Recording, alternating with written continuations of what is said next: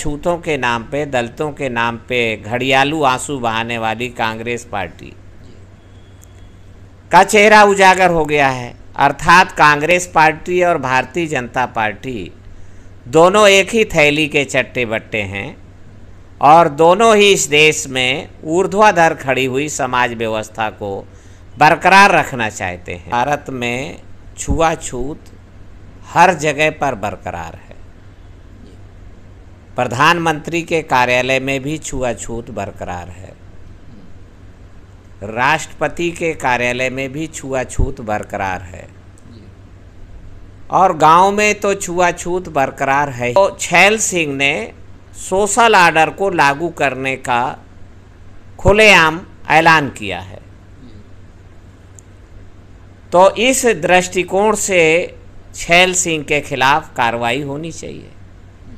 तो छैल सिंह के खिलाफ 302 आईपीसी के तहत कार्रवाई हुई है।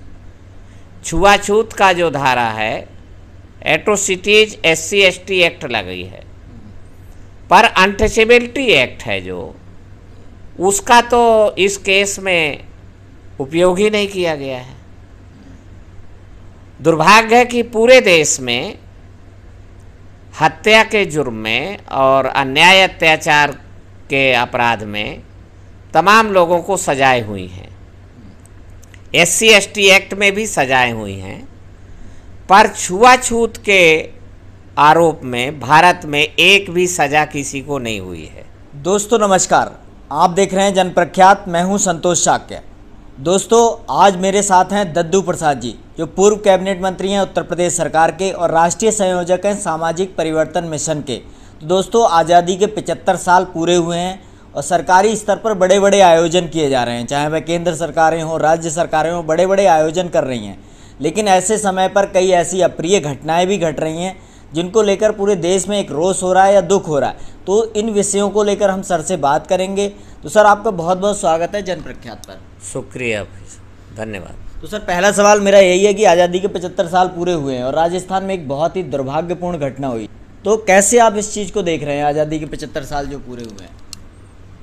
राजस्थान के जालौर ज़िले के सुरना गांव में तो छात्र इंद्र कुमार मेघवाल को पीट करके उसके गुरु, उसके टीचर ने मार डाला। ये घटना ये जाहिर करती है, ये सबूत है इस बात का,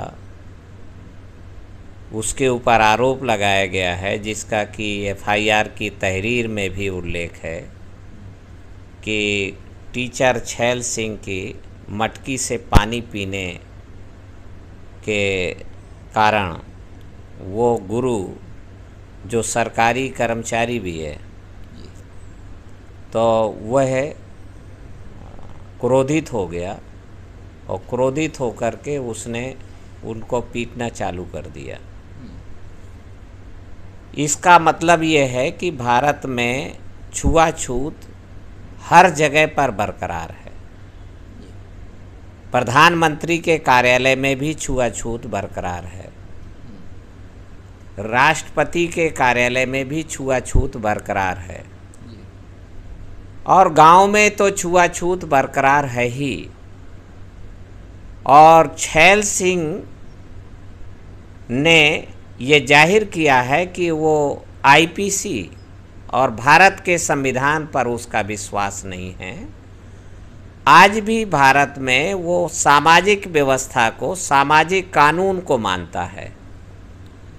तो छैल सिंह ने सोशल ऑर्डर को लागू करने का खुलेआम ऐलान किया है। तो इस दृष्टिकोण से छैल सिंह के खिलाफ कार्रवाई होनी चाहिए। तो छैल सिंह के खिलाफ 302 आईपीसी के तहत कार्रवाई हुई है। छुआछूत का जो धारा है, एट्रोसिटीज SC/ST एक्ट लगी है, पर अनटचेबिलिटी एक्ट है जो, उसका तो इस केस में उपयोग ही नहीं किया गया है। दुर्भाग्य है कि पूरे देश में हत्या के जुर्म में और अन्याय अत्याचार के अपराध में तमाम लोगों को सजाएं हुई हैं, SC ST एक्ट में भी सजाएं हुई हैं, पर छुआछूत के आरोप में भारत में एक भी सजा किसी को नहीं हुई है। इसलिए छैल सिंह का जो प्रकरण है और जालौर के भाई इंद्र कुमार मेघवाल अबोध बच्चा है, उसके मार डालने का जो मामला है, तो ये प्रधानमंत्री के गाल पे जोरदार तमाचा है। और प्रधानमंत्री को जरा भी शर्म और हया हो तो वह इस घटना को कठोर NSC जैसी धाराएं लगाए जाने की ज़रूरत है। राष्ट्रीय सुरक्षा कानून का भी ये प्रकरण बनता है, क्योंकि इससे जनाक्रोश पूरे देश में फैला हुआ है, और पूरे देश में फैला है तो ये बड़ी और घटनाएं भी हो सकती हैं। तो इस घटना ने राष्ट्रीय सुरक्षा को खतरा खड़ा कर दिया है, राष्ट्रीय एकता को विखंडित कर दिया है। तो गृह मंत्रालय भारत सरकार को सीधे इसमें दखल देना चाहिए। ये बात ये भी उजागर करती है कि अछूतों के नाम पे, दलितों के नाम पे घड़ियालू आंसू बहाने वाली कांग्रेस पार्टी का चेहरा उजागर हो गया है। अर्थात कांग्रेस पार्टी और भारतीय जनता पार्टी दोनों एक ही थैली के चट्टे बट्टे हैं, और दोनों ही इस देश में ऊर्ध्वाधर खड़ी हुई समाज व्यवस्था को बरकरार रखना चाहते हैं।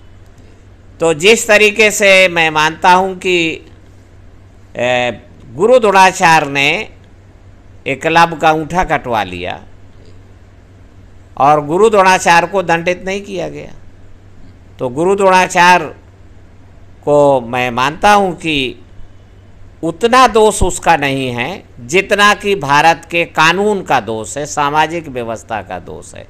और याद रखें, ये कुरीतियां नहीं हैं, ये लिखित कानून हैं जो आज भी आज़ादी के 75 साल बाद भी चालू हैं।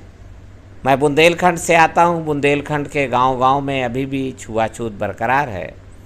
हालांकि हम लोगों ने इसको बराबरी पर लाने का, छुआछूत को ख़त्म करने के लिए काफ़ी हम लोगों ने काम किया।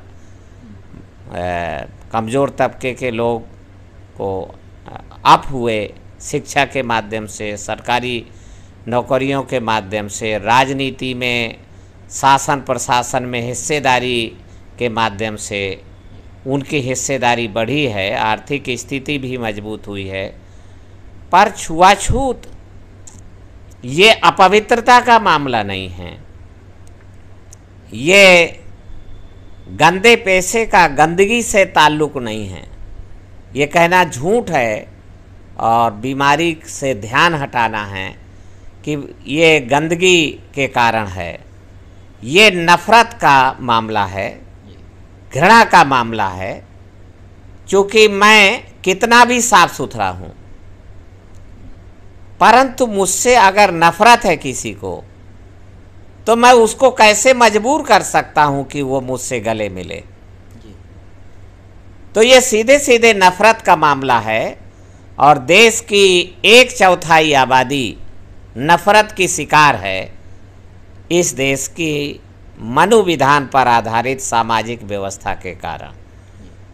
हमारी सारी समस्याओं की जननी इस देश की ऊर्ध्वाधर खड़ी हुई सामाजिक व्यवस्था है।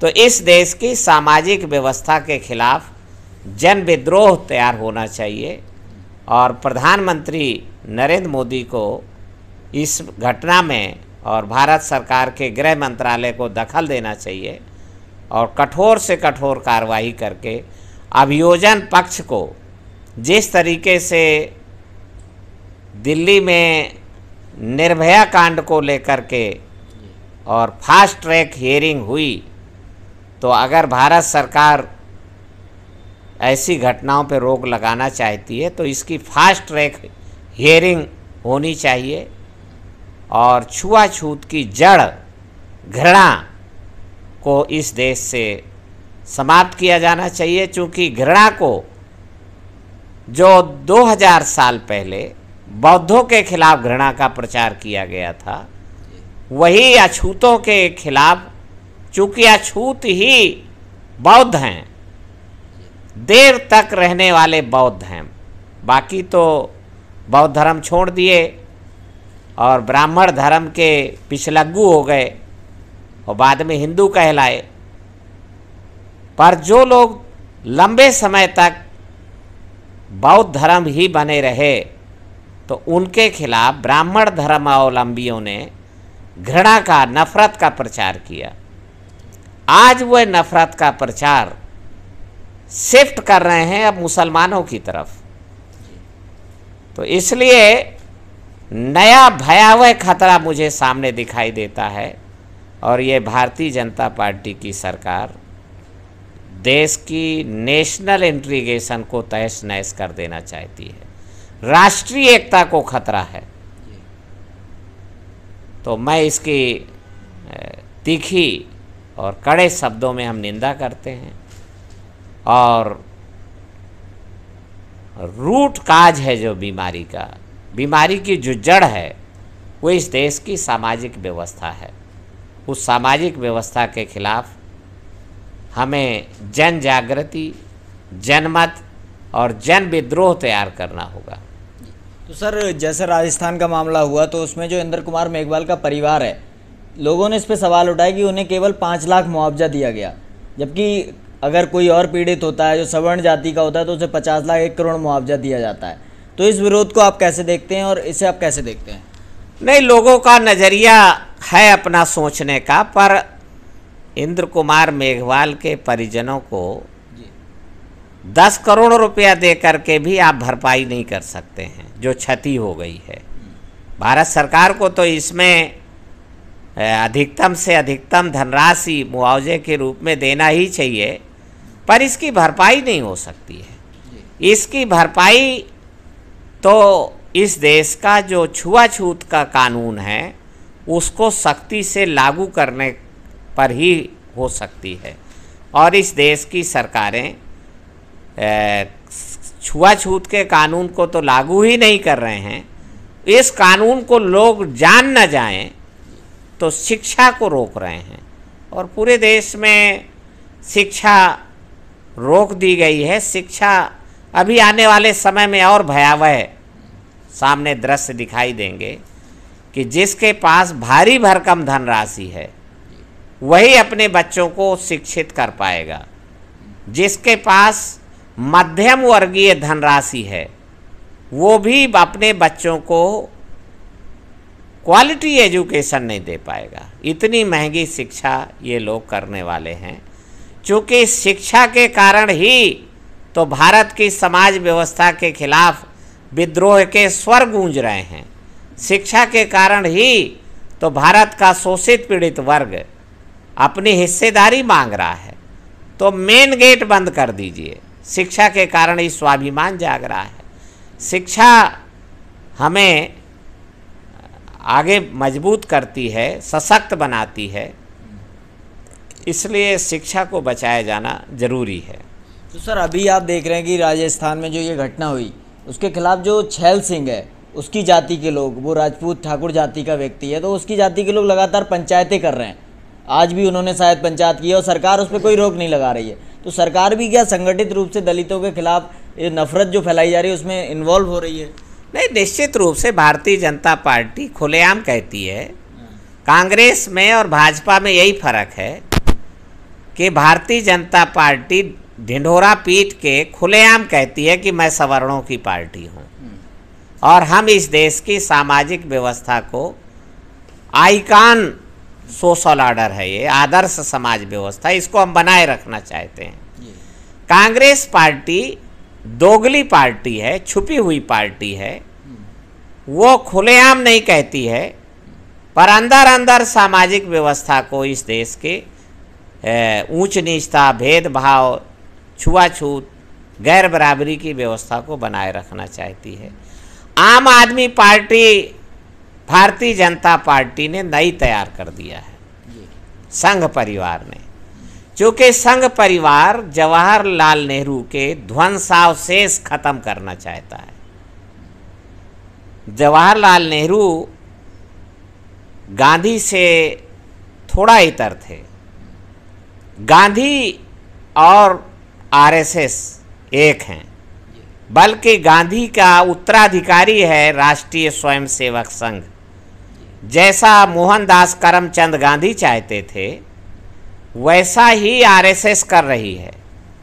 पर इधर जवाहरलाल नेहरू ने थोड़ी टांग फंसा दिया, सेकुलरिज्म की बात, पंथ निरपेक्षता की बात, और भारत के संविधान में जवाहरलाल नेहरू ने संशोधन करके और समाजवादी गणराज्य जोड़ा, एक शब्द पंथ निरपेक्ष समाजवादी गणराज्य।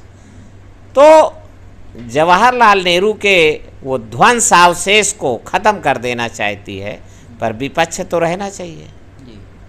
विपक्ष कौन हो?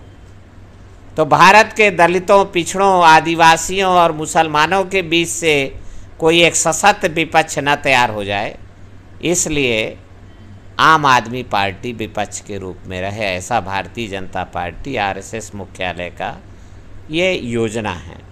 ये साफ दिखाई देता, अब ये छुपा हुआ नहीं है। केजरीवाल, मनीष सिसोदिया केवल ये दिखावा कर रहे हैं कि हम भाजपा से अलग हैं, और भारतीय जनता पार्टी भी कह रही है कि हम कुछ यार गिरफ्तारियां करा लें तो आप नाराज मत होना। पर हमें साफ दिखाई देता है कि आम आदमी पार्टी को कांग्रेस पार्टी की जगह पर रिप्लेस करके प्रतिस्थानी बनाने की कोशिशें देश में चल रही हैं। तो आज़ादी देश में नहीं है। आज़ादी भूखी झूठी है, क्योंकि देश की जनता भूखी है। घर घर तिरंगा है, पर भारत का इंसान भूखा और नंगा है।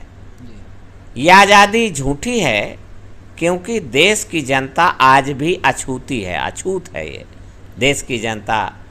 तो ये अछूत का कलंक अभी भी देश में है, और दुनिया के जमात के साथ भारत खड़े होने लायक नहीं है। तो सर 75 साल बीत गए और ये आज़ादी आप कह रहे हैं कि झूठी है, और लेकिन सरकार जो है वो घर घर झंडा लगा रही है और बड़ी बड़ी रैलियां निकाल रही है और बड़ी बड़ी बातें कर रही है कि हम बहुत आगे पहुंच गए हैं। तो आप कहाँ पा रहे हैं? शिक्षा में, रोजगार में, अर्थव्यवस्था में देश को कहाँ पाते हैं आप, या समाज व्यवस्था के बदलाव में? आज़ादी के 75 साल बाद भी भारत की साक्षरता 75% के अंक तक नहीं है। 74% साक्षरता भारत की है। आज़ादी के 75 साल बाद भी ये जाहिर करती है घटना कि छुआछूत अभी भी है। आज़ादी के 75 साल बाद भी लोग भूखे और नंगे हैं। आज़ादी के 75 साल बाद भी इंसान एक समान नहीं है। तो ये सारे सबूत हैं इस बात के कि आज़ादी झूठी है और देश की जनता भूखी है। और वास्तव में ये तो आज़ादी का ढिंढोरा पीटा गया लोकतंत्र के कारण।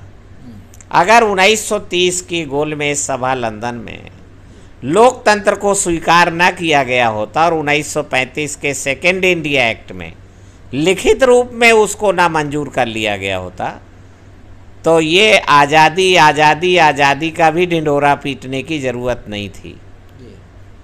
पर चूंकि देश में लोकतंत्र है, वोट लेने हैं लोगों को, तो इसलिए उन्होंने चिल्लाया कि आज़ादी हो गई, आज़ादी है, बोलो भाई आज़ादी है।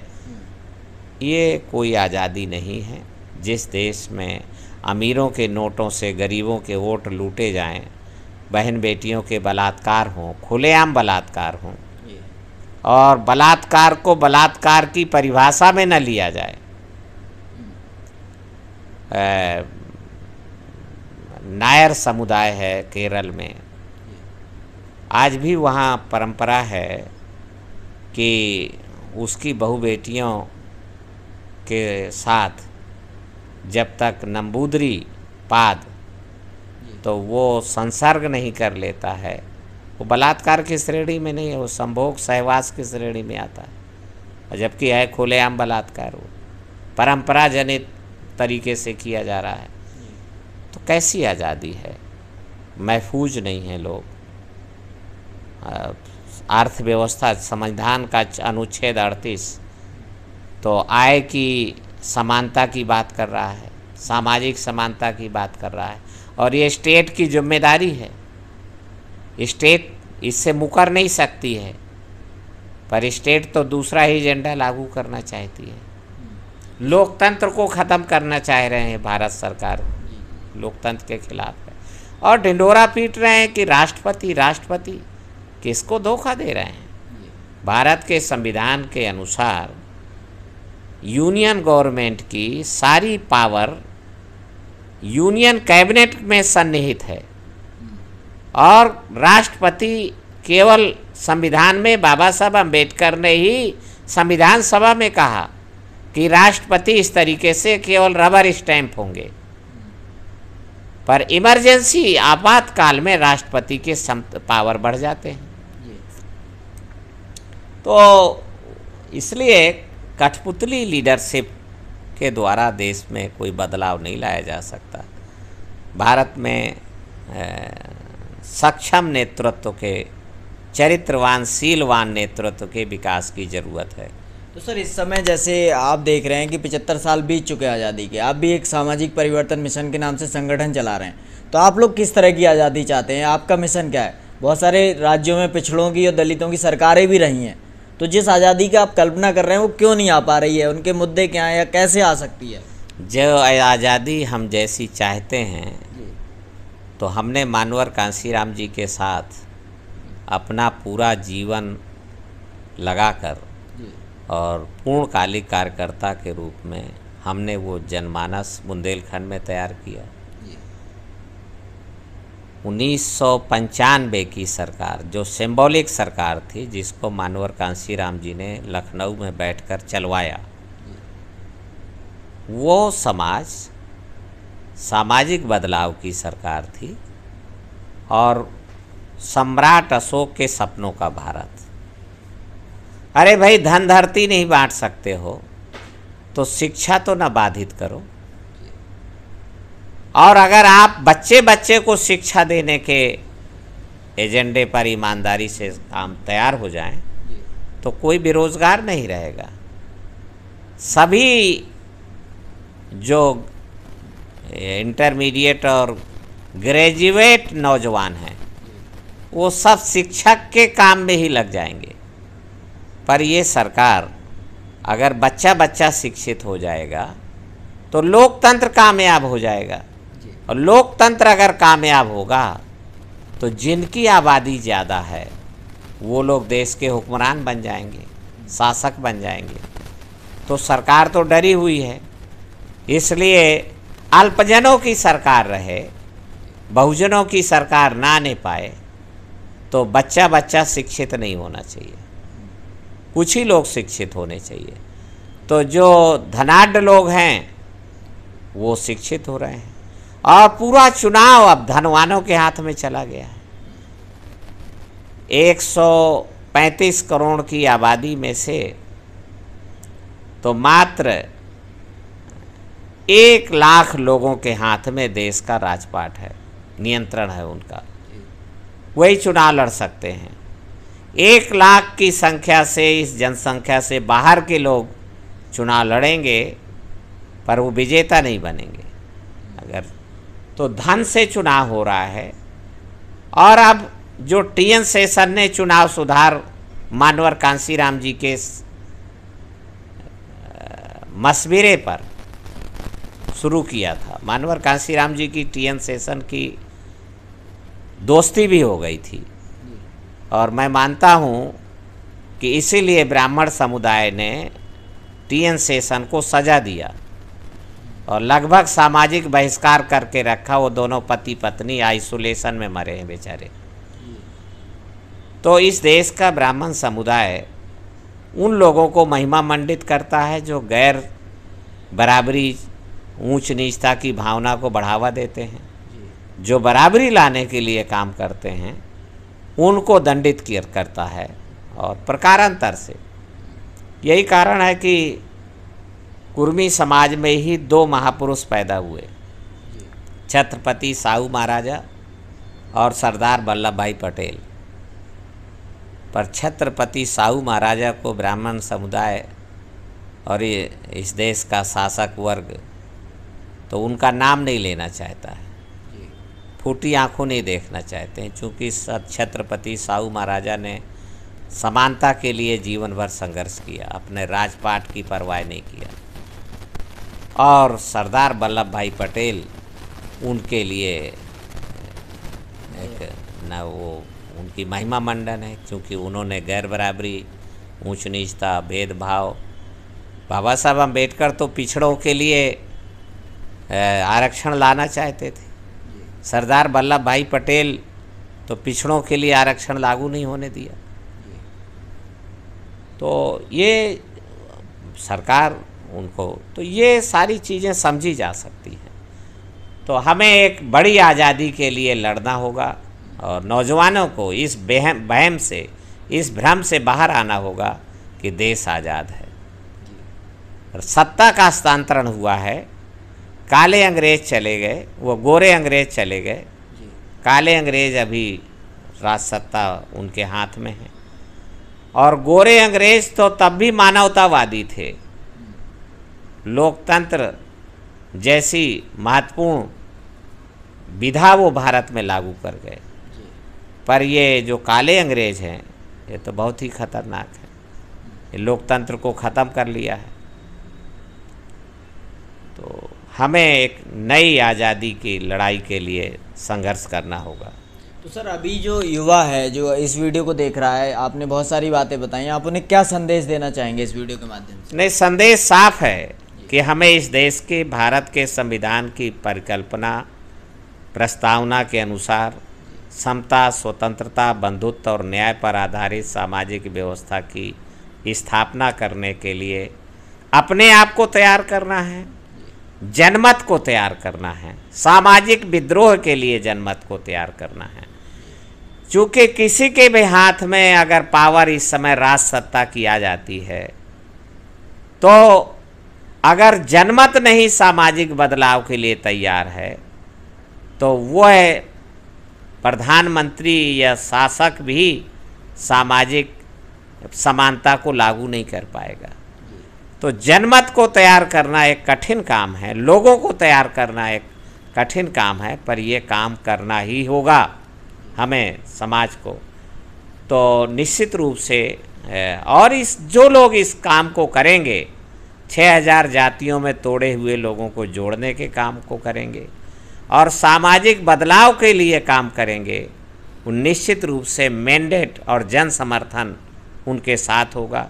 दलित, पिछड़े, आदिवासी उनको अपने प्राणों से बढ़ कर के प्यार करेंगे। और हम लोगों को भी जो जन समर्थन मिला था वो सामाजिक बदलाव के लिए मिला था। जब से बसपा ने सामाजिक बदलाव का एजेंडा छोड़ दिया, यथास्थितिवादी हो गई, बहुजन से सर्वजन हो गई, तो उसका जन समर्थन खत्म हो गया। तो दोस्तों, ये थे हमारे साथ दद्दू प्रसाद जी, जिनका कहना है कि युवाओं को जो सामाजिक परिवर्तन है उसको लेकर जनमत तैयार करना पड़ेगा। जब जनमत तैयार होगा तभी सामाजिक जो हमारी अगर सरकार भी आती है तो हम कुछ बदलाव कर पाएंगे, अन्यथा नहीं कर पाएंगे। तो सर, हमसे बात करने के लिए आपका बहुत बहुत धन्यवाद। शुक्रिया, बहुत बहुत। जय भीम सभी को, जय भीम, जय भारत। जय भीम, जय भारत।